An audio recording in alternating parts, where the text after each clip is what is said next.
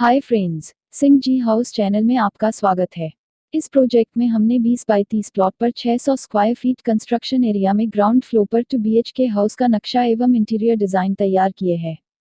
Video में आपको घर के बाहरी डिज़ाइन से लेकर इंटीरियर डिज़ाइन को एवं टॉप साइड से घर के नक्शे को दिखाएंगे तथा अंत में इस प्लान का 2D मॉडल प्रस्तुत करेंगे जिसमें घर के प्रत्येक हिस्से की लंबाई चौड़ाई अंकित है। इसलिए वीडियो को एंड तक जरूर देखें। अगर आप चैनल पर नए हैं तो हमारे चैनल सिंह जी हाउस को सब्सक्राइब कर लीजिए, साथ ही बेल आइकन को दबा दीजिएगा जिससे आपको हमारी आने वाली वीडियो का नोटिफिकेशन सबसे पहले मिले।